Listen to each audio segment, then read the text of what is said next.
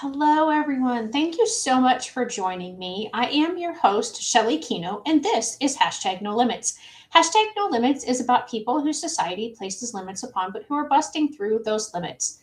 Ophelia says in Hamlet, "We know who we are, but not who we will be." And I believe that to be 100% true, and that there is not a better or more beautiful example of that than the caterpillar turning into the butterfly. A very quick, very simplified version of how that happens is that the caterpillar literally dissolves into cells, and just when it must think its life is over, it reforms into the butterfly. But it's not finished struggling yet.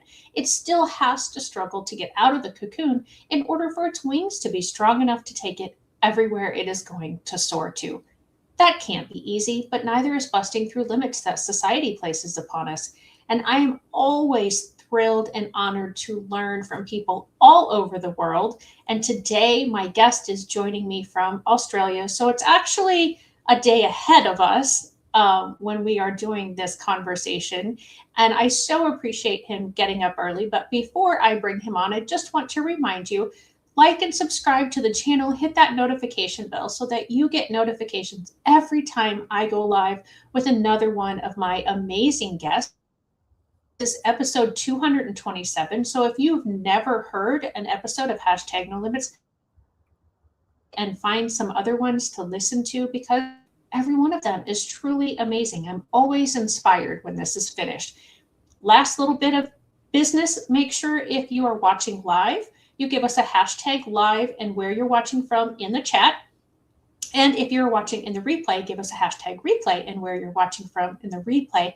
If you have questions or comments relating to the topics that we're talking about today, please be sure to also put those in the chat, and either I will answer them, or if they are directed to my guest, I will make sure that he gets them.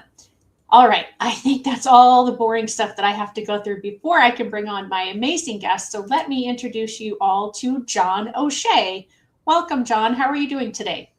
I'm good, thank you. I'm good. It is early. It's still dark outside, so the day's about to start. So as you said, we're a day ahead. So Yes, I thank you so much for accommodating my schedule and joining us so early in your morning. And I know you said that you normally get up this early because you have some businesses here in the United States. So we're going to yeah. talk about those. But first, let's just tell the audience a little bit about yourself, who you are, kind of a little backstory of who you are. Yeah. I'm. I have four beautiful children, aged from 28 down to 19, all doing amazing different things. Um, I'm been self-employed all my life. I've started three companies and grown those companies into being very successful and sold those businesses. Currently, the CEO and chairman of a company in the US, which is publicly traded, called SIO Corp. Um, and we do acquisitions of all sorts of things. At the moment, I'm finalising two acquisitions: one on a coconut water and one on a vodka with cranberry juice and so forth. So, yeah, I'm a serial entrepreneur, but at the same time have struggled with ADHD and dyslexia all my life. Um, Dyslexia has been probably a key component of my journey, right from a very young age, and dealing with that with school and so forth. And then ADHD, I was diagnosed with at the age of 56, although I knew that I always was ADHD. But it was really because my partner, after 33 years, decided that the roller coaster ride of living with somebody as neurodiverse as myself was a bit too Hmm. much. And we separated. And that separation really made me look at the way in which my life had, that roller coaster ride had Right. really affected not only myself, my call judgments with businesses, socially, um, and I delved into, really looking at it. And in doing so, I ended up writing a book called Neurospicy. And it's really anecdotes about my life and how things transpired, and what decisions were made because of my neurodiversity, and then looking at those decisions, um, but it's not a judgment thing. It's not a correction book. It's funny. It's sad. It's an adventure sort of book, and it talks about all sorts of things. From school, being completely failing in every subject, right through to today, and having beautiful children, and the adventures that I've taken those our family on. We lived in Asia for 4 years, went to the green school there, and I've lived with the Aboriginals. I've traveled through the Middle East with a tent. I've been to Iran, Syria, Wow. Jordan, Israel. So I really have had a very full life, but I've always had the baggage of being dyslexic and ADHD.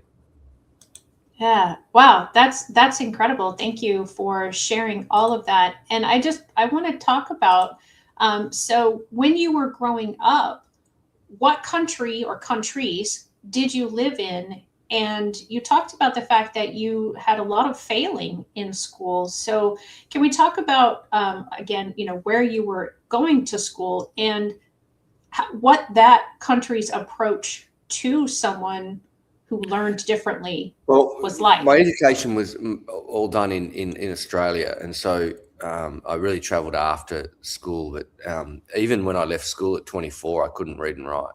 Wow. And I had gone to one of the most privileged schools in Australia. So it wasn't that the fact is that I wasn't given the greatest opportunities. I was, but the effect of dyslexia, which is difficulty with English, was we're talking about back in the 70s and early Yeah. 80s. In the 1900s, like I like to say. Yeah. And so there really, there was knowledge about it. It was not Mhm. fully understood. I don't think it's fully understood today, to be Yeah. fair. To call it that it's difficulty with English is probably 1/10 of the whole dyslexic journey. And so dyslexia in itself is a beautiful thing. It's fantastic. If you look at entrepreneurs around the world, 30% of them are dyslexic or ADHD. And we're Mhm. talking about, the ones that you could label, that are very, very successful: Elon Musk, Richard Branson, and the like. These are people that have exceeded all expectations because of their dyslexia and ADHD. Right. But in the education system, you're recognised as somebody that doesn't fit in. You don't stay on the train track of the education system. You fall off very, very quickly. There's not the resources to support it. And even when the resources are there, they're really just slowing down the same process of what they've been teaching in the mainstream. So they're not really approaching the diversity and the learning process that we can learn, we can achieve amazing things, but it's because it's Absolutely. been done from an outside world, not in the education system. And to be fair, the education system is never going to change. And if we sit here thinking that we're going to get people in the education system to appreciate people that are dyslexic or ADHD, we've waited 150 years. You're going to wait another 150 years because they're not able to think like that, because they've worked within a system that works for them. They then go to a university that the system is built for them, and then they come back into the education system. So they're not the lateral thinking. They're not outside the spectrum. But you can't then put that person as CEO of X. It's just not going to work. They're never going to be able to achieve that goal either. So, Right. you've got to appreciate the fact is that everyone thinks differently. Everyone processes data differently, and everyone has a different way of achieving things. So the dyslexic brain is actually thinking on multiple levels simultaneously. And I say it's like a car park. So you might enter into the ground floor, but within seconds you could be on the 8th floor. And then, Right. like a car park, it has different ramps and it has different ways of getting through the car park. It's not just, you're not getting in it and going up a lift, you're actually all over the shop. And so that's the way in which a dyslexic brain works. You see in pictures, some things get backwards and flipped over. You're very tactile in regards to, well, I am very tactile in regards to the way in which I learn. I learn by physically doing. So if I wanted to learn to cook a cake, to do it out of a recipe book, yeah, I could have that same recipe book 200 times and I still would not be able to be able to cook that cake. But because I'm physically doing it and I'm physically breaking the eggs and I'm putting the flour in and I'm doing those things, that's how I learn. And that's how I learned to read and write. I learned by physically picturing the word. Absolutely do not spell a word out, and still can't today spell a word out. It has no logical processing for me whatsoever. I can see it, I visualize it, and I get as close as I possibly can. And then obviously with technology, it's fantastic. ChatGPT, I'm using it every time. I don't even write a sentence now without going through ChatGPT, because I don't see them. I don't see them a spelling mistake. To me, if it's 80%, it's correct. I so appreciate you explaining that, because I think a lot of people, and when I speak about people with disabilities, because I was a special education teacher of elementary students, in my head, I just kind of naturally refer to students, but it's a lifelong, if you have dyslexia, if you have ADHD, you don't just get over it at some point. You learn to work with it. You learn to accommodate it. And you never outgrow it. You don't. But my real big thing is I call it a superpower and your kryptonite. And I think that what people don't understand is the kryptonite is just as powerful as the superpower. And that's why we fall into these holes. That's why it's a roller coaster ride. That's why it's very, very difficult for people that are living with people with dyslexia or ADHD, their partners, their parents, their siblings, and friends. It is difficult because they're thinking in a very linear, direct, straight way, and you're not. And when those two worlds collide, there is friction. And it's not because it's intended friction, it's just friction. It's no different to any activity if you're alternative, But people are very good at music, they're good at sport, you can do drama. But one of the things that I am very advocate trying to work out, and at the moment I'm building, is the class for being neurodiverse. And that's not to learn to read and write. That's not to learn about maths. It's actually to learn about how your brain operates and how you can do things that can really, really help you calm that brain down and understand the superpower, but understand the kryptonite. And I'll get into that in a minute because it's really, really important that we understand the kryptonite. The superpower part is the fun bit. But unless you know how to turn it on and control it, you continually feel that it's a negative thing because you're seeing things backwards and because you're not reading the words properly, because you're continually getting a piece of paper back from your teacher with red mark all over it.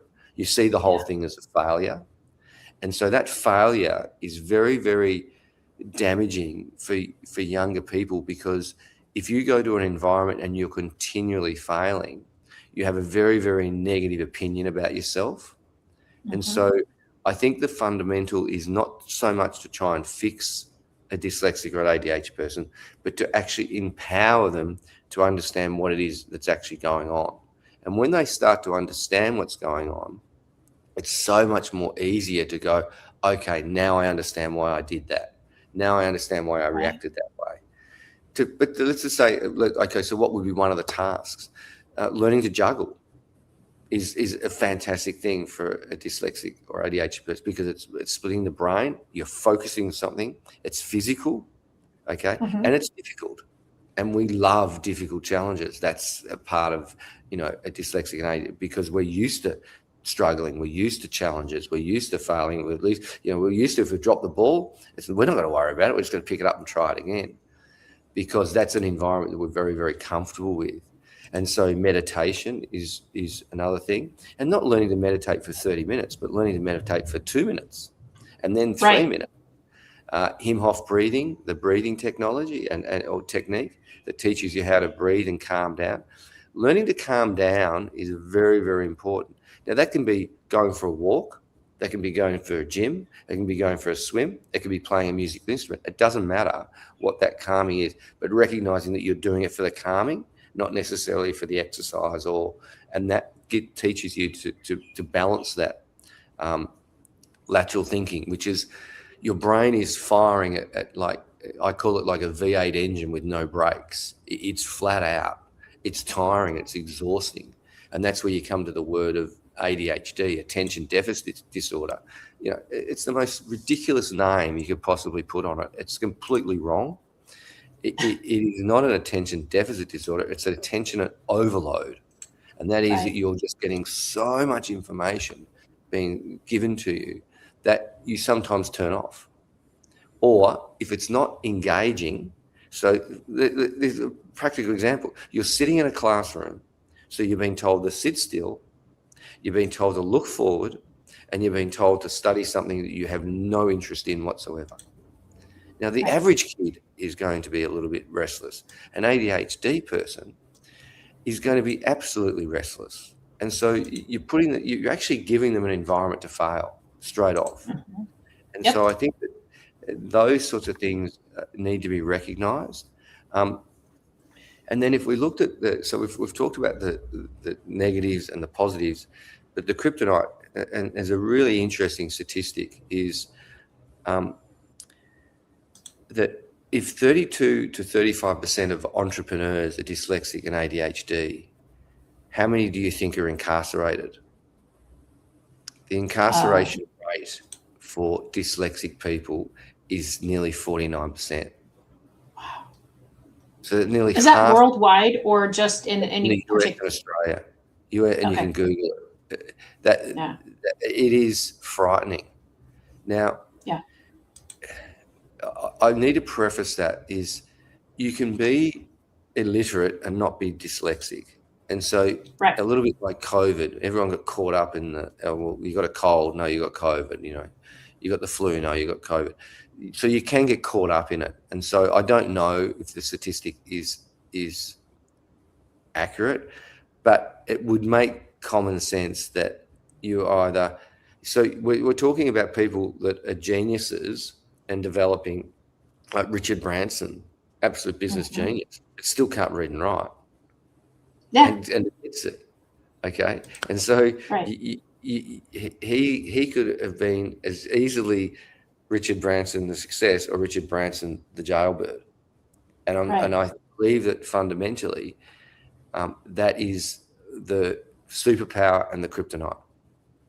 Yeah. And it's not a very wide road that you can fall off on either one, because the power of the dyslexic brain will take you to places that maybe you shouldn't be in, because your risk appetite, you see things differently. And so I think that this is where we only look at the fantastic people, but then there's got the people that are in jail, which unfortunately are in there. And then you've got all the people in the middle that we never hear about. And if you consider that X number of people in society are dyslexic or ADHD, and let's assume that if it's the same as people being entrepreneurs, that's 30%. If we're saying that 50-odd% of them in jail, let's assume that 25 to 30% of people in the community are dyslexic or ADHD. That's a massive amount of people. They're going to work. They're being nurses. They can be a doctor. They can be an engineer. They can be, a roads worker, a bus driver, whoever it is. Yet they're still struggling with exactly the same thing of Richard Branson or the person in jail. Right. Yeah. Absolutely. It's still the same information. You've got to process it. Just that they've learnt to take the negative and push it aside. And that's why meditation, yoga, breathing, juggling, basic stuff is really, really important. I've never heard that about juggling, and that makes so much sense to me. So I'm excited. I have never been a juggler. Skipping, Anything that you can do which is alternative, like just a ball or bouncing a ball, cross Mhm. anything that just makes you concentrate for a few seconds. And Yeah, yeah, skipping is crossing the something that's midline, you started to do it, but yeah, yeah, that there's like so and all of those skipping is kind of not easy. yeah. Um, to skip like Rocky is a major talent. But once you learn to do that, it is very calming. Yeah. Thank you. That's incredible. And yeah, I mean, I think it's so true what you're saying about how our school systems are set up. And then these teachers go through school that works for them, they go to college that works for them, and then they go back into teaching. And I actually had that same thought multiple times, specifically about our general education teachers here in the United States, because yeah, I mean, it's And you were they must sit successful there in and go, school, so you want to keep doing it. and they must sit there and go, well, why is it Johnny can do it yesterday, but he can't do it today? They must just go Right. completely. This doesn't make sense to me. Yeah. Because Yeah. they also necessarily. So the way I look at it is, why is it okay in music that one person can play the trumpet, other person can play the guitar, and one person can play the drums? Doesn't mean they can all play the same instrument. One person can Right. read the music, one person can play by ear, and that's all fine. No one cares. Yes. Why And is it it that? makes it beautiful.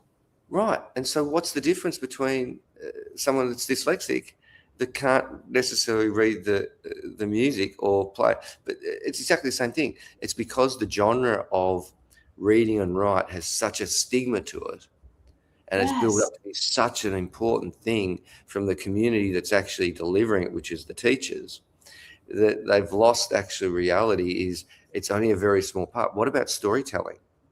Mm. You read in the book, my teachers actually criticized me because I relied too much on my verbal communication. Ugh. It's insane. That's all I Yeah. had. So, Right. okay, let's put a mask on him and not make him be able to speak at all. And so because they don't understand, and they're still sitting there with exactly the same education. My third child is doing teaching. I don't do anything on neurodiversity. So basically, 30% of the education system is doomed to fail.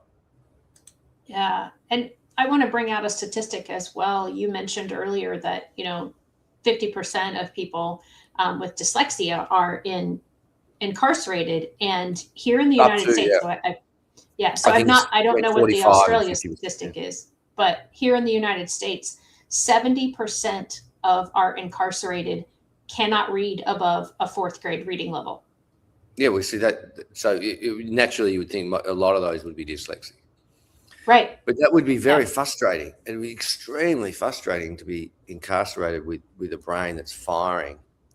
And so, Yes. as it would. So, it would be even worse for an ADHD and dyslexic person than for a normal person because of that ability to need to move and to be active is really, really important. So, interesting sort of processes. But then there's also the real positive side of it, and being able to tap into that positive side is really, really important. And then learning how to control it. And I've taken a long, long time to work out how that works. And so it has been a process of, sometimes it just comes naturally and you can go, oh, I can solve that problem really easy. And sometimes it's something you have to really work on because of the environment that you're in, or because, you've found yourself in this negative spiral. And that's one of the things that's very innate in people with dyslexia is you're very, very, very quick, or ADHD, very, very quick with people that criticize you. You're Yeah. very reactive to that, and that's because there's an imbalance that happens within the process of your chemicals. But it's also because you've spent your whole life being told that you're a failure, and Right. so that's a very, very big concern. So the first thing you don't want to do is be critical in a negative way, because you're going to get a wall. and their Yeah. reaction is going to be a lot worse than for a normal person, because I couldn't think of anything better than giving a person a tablet at the age of 18 and turning them dyslexic. But I would Mm, never wish it on anyone from 1 right. to 8. Yeah. It is actually a very, very difficult road for people that are dyslexic in the education system and their home, because you're failing at school and you come home and your parents are sitting there going, well, what's wrong with Johnny? Why can't he Yeah. do these basic things? And so there's a stigma, and especially if your parents have been successful at school, they find it difficult to understand how that could be. And so Yeah. there's a void, and so it is very, very difficult. So that um, continued failure is, I think, probably most detrimental, more so than not being able to read and write.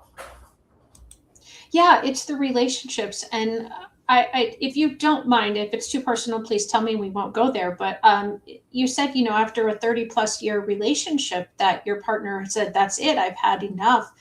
And I'm reading a book right now about a couple, and the husband is severe ADHD, and the struggles that the wife goes through. The book is Yeah, written from his perspective, but then she gives kind of little side yeah. notes as well. So if you could talk about some of those things, because I think there are couples out there that get frustrated Oh, with each other, but the I, other person I, that can, they're I can, frustrated I with can, I can doesn't have the assure you, diagnosis. I can assure your readers, if they buy the book, they're going to hear it directly from my partner. She writes a very, very harsh. Um, in fact, I still struggle to read it.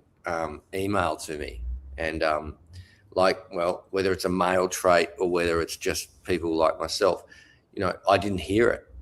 I didn't get Right. the I didn't get the message. I was continually just barrowing through, and so as much as I've been very successful, I've been a massive failure. I've lost, I've made millions and lost millions, um, Right. and that makes it very, very difficult.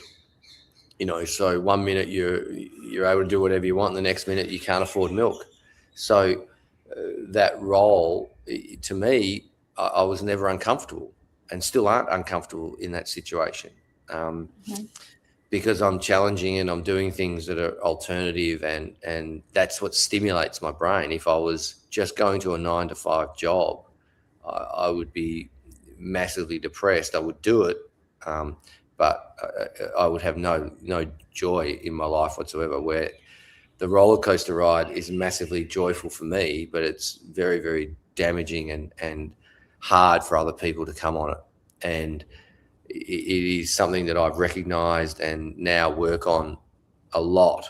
About my decision making process is I could go that far and I can leap that far, but I don't do that nearly as much. Um, Mhm. and I try and make the steps a little bit more simplistic, and also they're simplistic for the world around me. A lot of this stuff is, you know, let's take Richard Branson, let's take Elon Musk. They did things that are outside the bottle, and I can assure you, there was 90% of the people around him saying, "No, we can't do this, and this is Right. not achievable."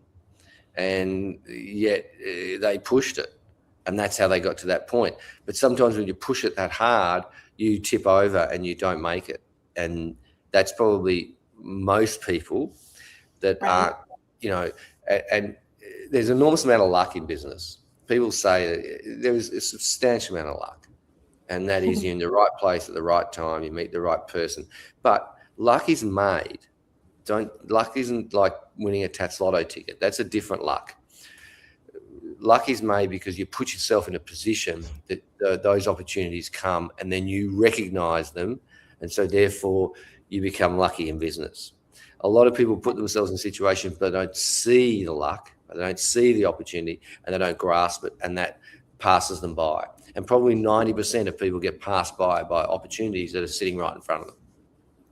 People with Yeah. dyslexia and ADHD see them, really see them, and they're blaringly obvious to them, not to the rest of the world, and so therefore that makes it difficult. So you come out of a world where you failed in the education system, then you're trying to extend everything, and then people are going, no, you can't do that. So Yeah. it's One of the things I used to say to my students when I would first get them as a student, as a special education teacher, was your brain, you're not, first of all, you're not doing anything intentionally to make yourself this way. You're not lazy. You're not daydreaming. Your brain, while the average person can get from point A to point B and they just go a straight line, yeah, the neurodiverse brain goes from A to C and then maybe back to A and then up to D and then back to yeah. C, Oh, up it to can go E, all the way to Z. all over the place. And then they get to B. Yeah, just like the other people do, but their view is so much more scenic. They can see, as you said, they can see so many different things, because if I just go from A to B, I am missing out on a whole lot of things that someone with your brain But gets yeah, to experience. but And I say gets to. it's also recognizing those steps can sometimes be really positive, and then, as I said, so that's the superpower, but then they can also be very, very negative. And so that Right. balancing is really important, and I don't think people give enough credence to, everything on TikTok and internet. Oh, it's amazing, and you do this and everything's great, but no one really talks about the negative. I've not Right. seen anything. And so I think that that's fundamental, that we all want to see the positive side of being neurodiverse, and that's great. I totally 100% support it. I think it's fantastic. I just don't think people realize that, especially those that are talking about fixing it. As soon as someone says Mhm. I can fix it, I just turn off. I'm Right. not broken. Nothing wrong with me. Right. Yeah. So I think differently. Why is it that you don't go and say that to somebody in music class that can't read the music but can play beautiful? You don't say, I will fix you. It is. Right. It's actually almost rude to think that people would say, "Oh, well, if you do this, I can fix you," or take this tablet and I can fix you. Um, that's pretty offensive to me, but I'm sure that people out there, like parents and teachers, would love that, because that's, hey, we can get them back on the track, and they can abide by our rules, and therefore I can manage their expectations, and so forth. But what about in the classroom, where you're sitting there and you're failing and you're no good, and then you're then told, oh, by the way, do you realize that 30% of entrepreneurs are dyslexic, just like you? Or did you realize that NASA, the people that send people in outer space, they actually try and hire dyslexic people just like you? Mhm. No, what I was told is, no, you're going to go dig a hole. Yep. Okay. That's your job. You're going to be a laborer. Yep. And so, again, you're not given this beautiful world. And I still today, I'm wondering where that class is that teaches the neurodiverse skill set to be different, just like a music class, or just like a drama class, just like going to extra gym. Not a class to learn to read and write, a class to actually go, this is what your brain's doing, this is how it's operating, this is how we can then control some of those emotions. You're very comfortable with failure, so therefore, maybe learn to bring it back a bit. You know, Yeah. um, you have very high risk tolerances because of the way in which you think. Um, so yeah, we're living in a world where I think technology is fantastic, and absolutely, totally 100% support all technology.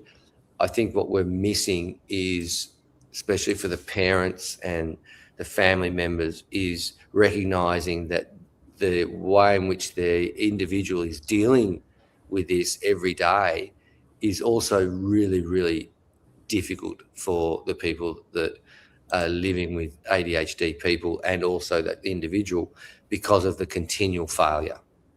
And I think that emotional failure is more detrimental than we've actually recognized. Yeah, I 100% agree with that. I think about when I was teaching and how many of my students failed over and over again. And then some of them didn't give up and they kept That's right. trying and they kept working. But others did, because Yeah. it was so horrible to their self-esteem that they were like, why am I trying? What's the purpose? I spend hours and hours on my homework. And I've related this to, if you went to an 8 hour a day job, Yeah. and at that job you were giving it everything you could, Yeah. and yet when you were finished you had to go home and do 5 or 6 more hours of that exact same thing that was so hard for you to do all day long. Yeah. You have to do that 5 days a week for 13 years. And And you are then, told that you're a failure every day. It's not yes, once, it's every day, every class, yes. every part of it. And so you build up a resilience to that, which in the book, I have a section in there where I write about failure is my comfort blanket. Now, that's a pretty Mm. wild thing to say, but actually But it failure, was I what you feel were used comfortable with to. because, yeah, you did. And so, but that's what the entrepreneurial skill set comes out because entrepreneurs fail all the time. That's Right. what makes you an entrepreneur. If it was really easy, school teachers would be Yeah. doing it, and Yeah. it's not easy. And so, from that point of view, small businesses are just solving problems every day. The coffee didn't turn up. The guy didn't do the delivery on time. The software Right. didn't work. All that stuff. Oh, I've got to get some money to pay the bill. I've got to be the accountant. I've got to be the lawyer. I've got to do the marketing. That people who go into businesses don't all have those skills from day one. Right. But the entrepreneur, which the dyslexia, they just grab it and go, well, I don't care if I fail. I'll just keep going Yeah. because they've Or been I'll built find a way to figure it out. right.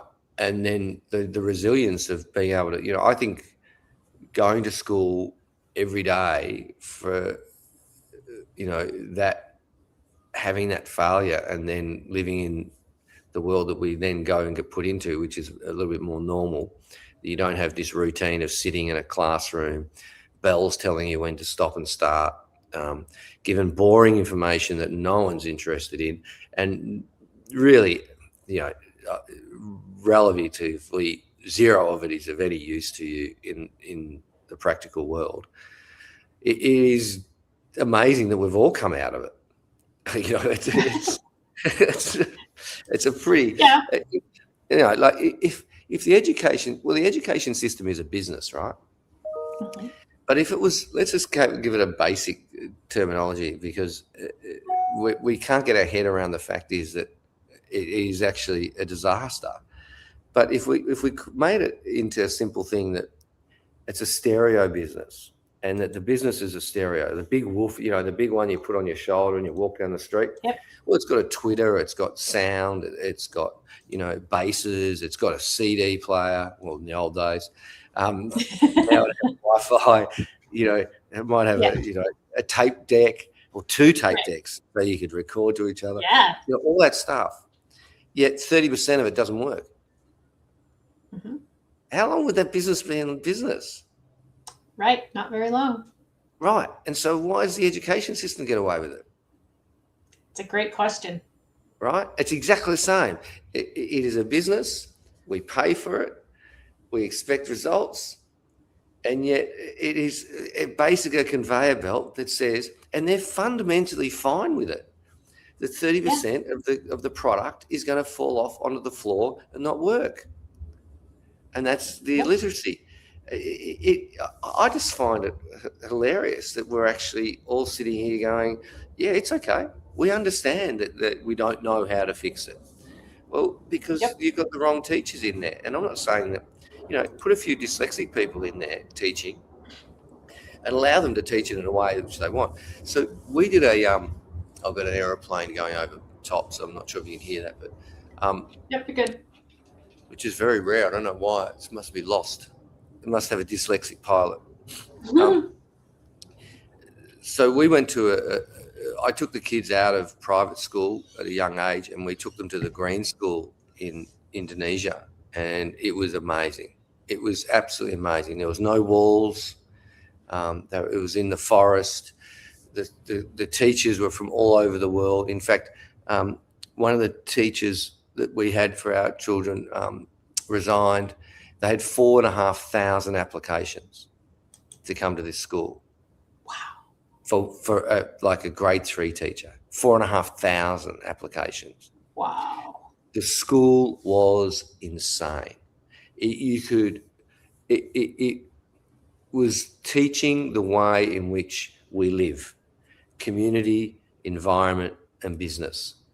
All the subjects were broken down into very, very small units. They were all very, very practical.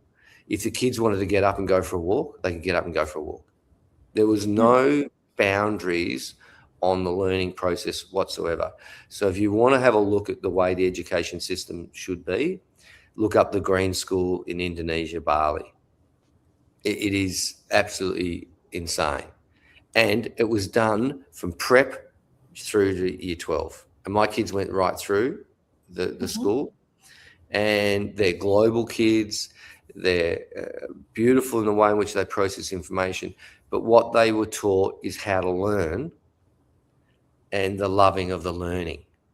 It wasn't necessarily the byproduct of what they were coming out with. No, they came out with just the same education if they went to a private school, but it was this passion for learning. And so after the first year, we were sitting there in our villa, and, beautiful weather and tropical island, and everything's fantastic. And, you had staff because it was very cheap, and food was very cheap and beautiful, fresh, everything's fresh.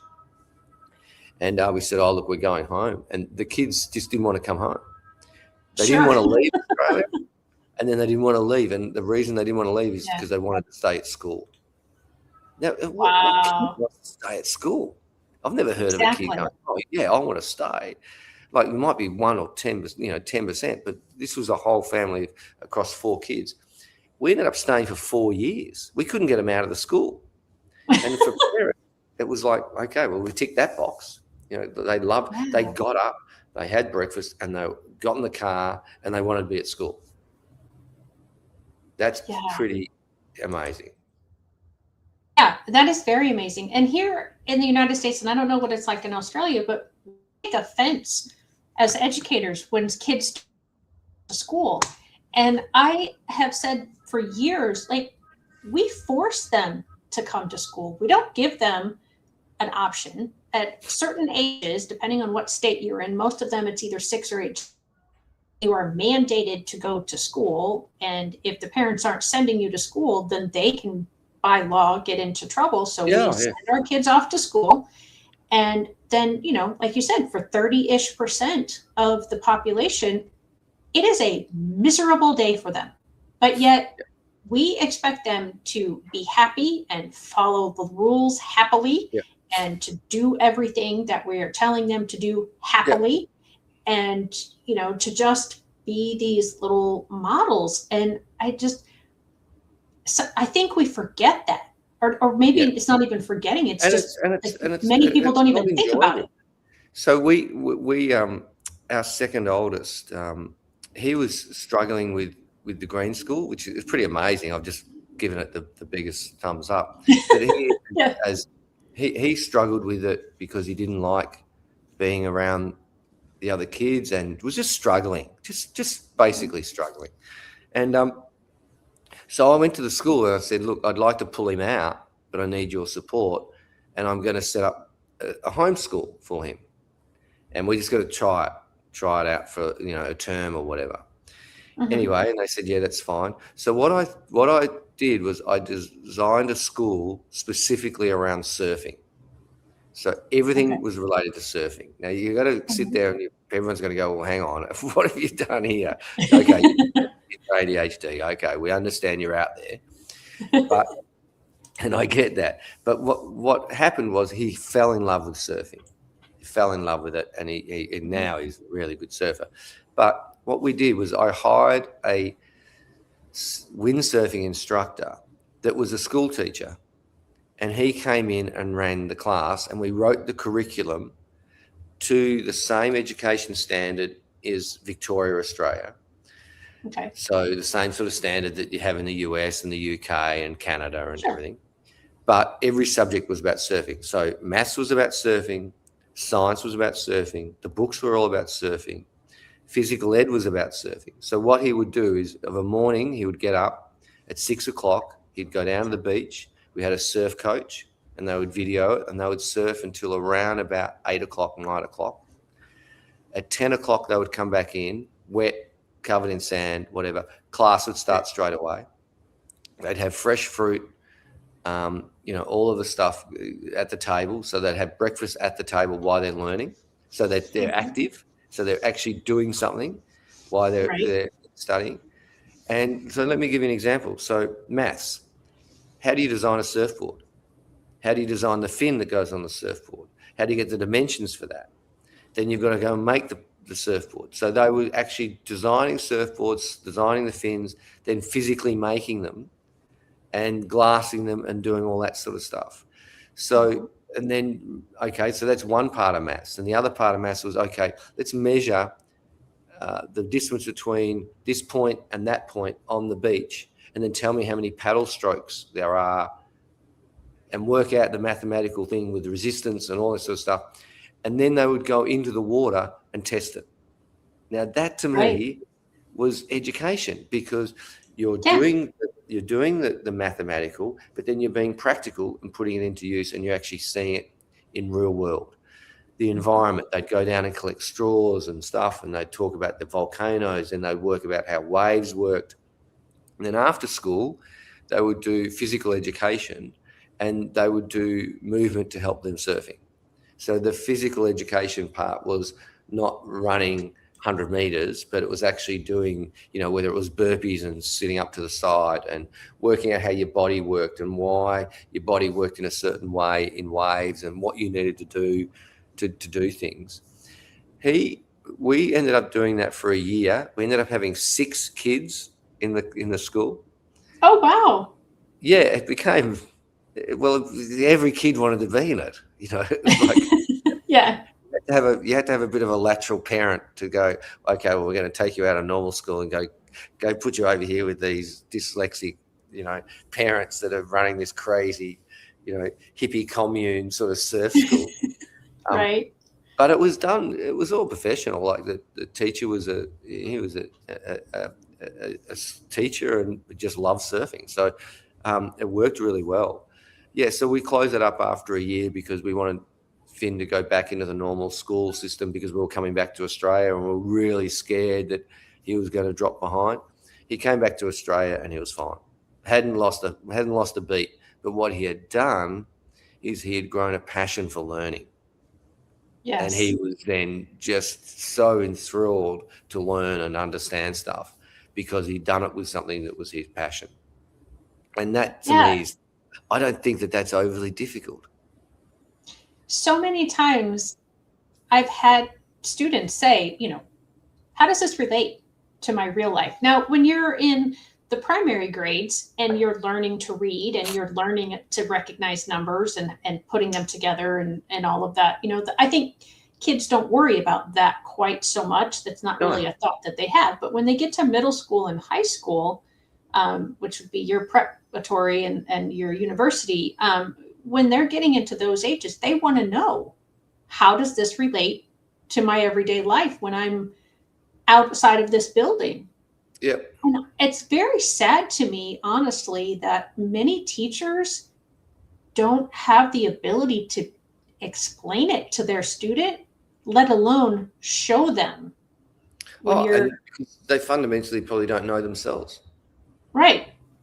Right. And yeah, so my husband still living in a world which is, A, B, C, or 1 to 10, or, let's grade it, and I know that the systems in Australia are the same, they grade the school. And where does your school fit within the education system? Right. Well, do they actually test the fact is, are they good people? Are they good community people? Are they wholesome? Are they doing charity work? Are they doing all this sort of stuff? What's the test? It's a test that goes back into the education system to grade them against their own mark. I can tell you right now, they're failing because 30% of the product doesn't work. Right. So you're only testing 70%. Yep. It makes no logical sense to someone like myself that's seen it work and it's simple. and Yeah. it doesn't, but I can't see it ever changing, because you can't take the people that are surviving in the system, put them back into the university, surviving the university, and put them back into the system. Right. It's Right. just a roller coaster of continual momentum of the same craziness.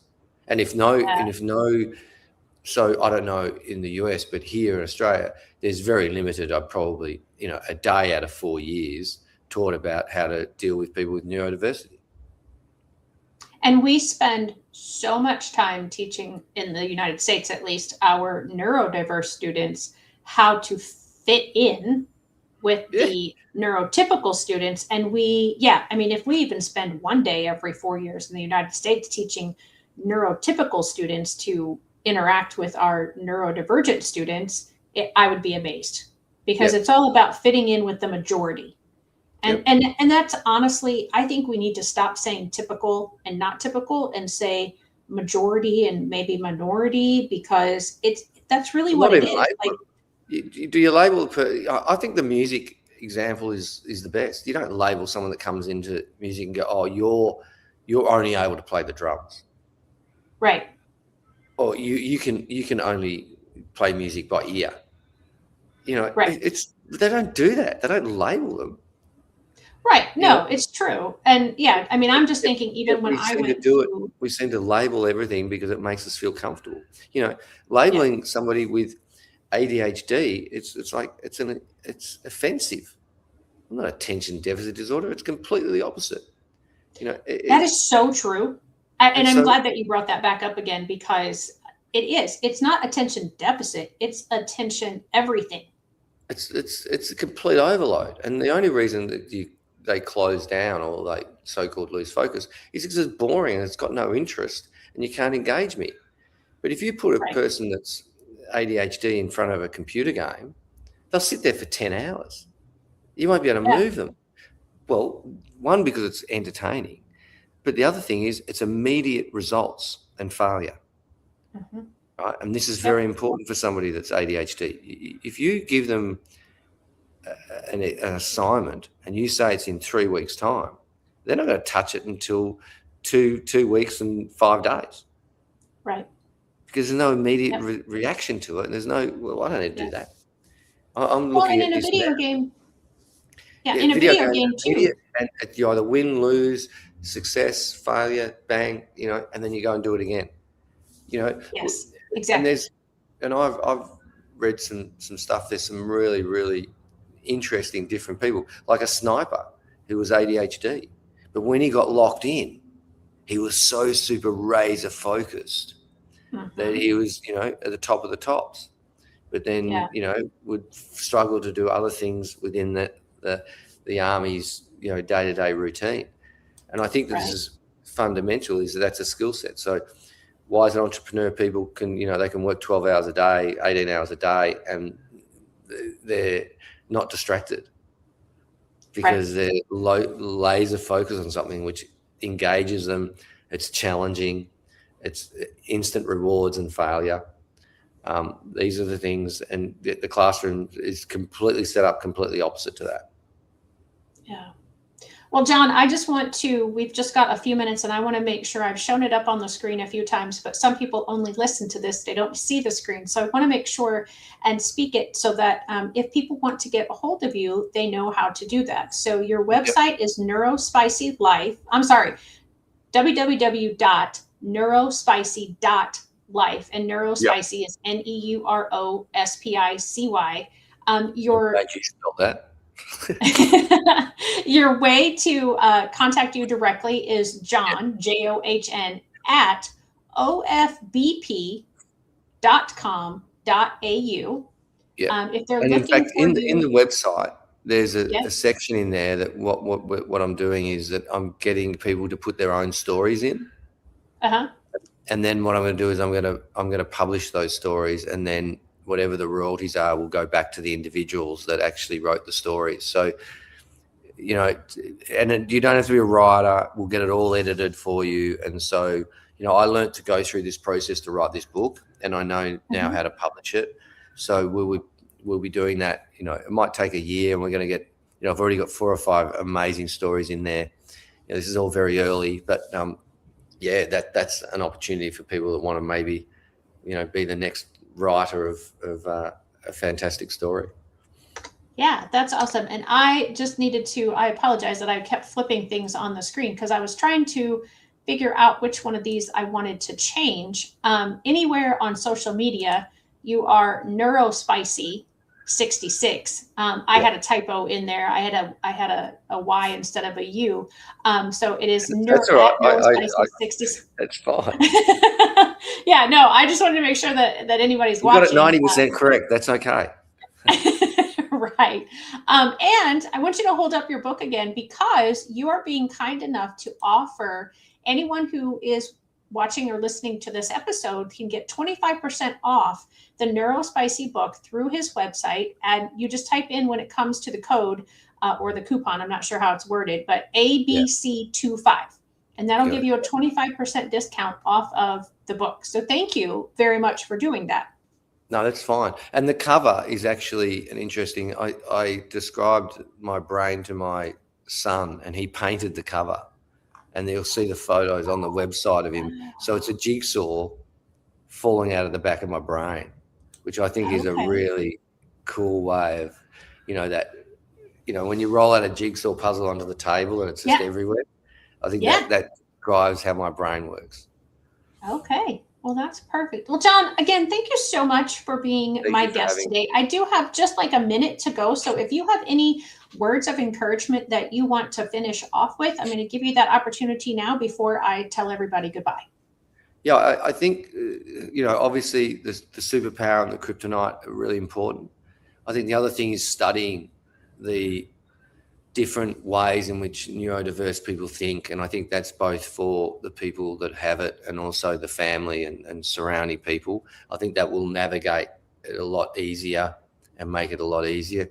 And then really basic things, the basic things like juggling, skipping, a meditation I can't, praise enough. I think it's really interesting to challenge ourselves to be calm and to have that quiet time. And it's complete opposite to the way it is. And we're not talking about, dumbing things down. It's just being in the moment and being relevant. And so, I'm a champion for being dyslexic and ADHD, and I love it.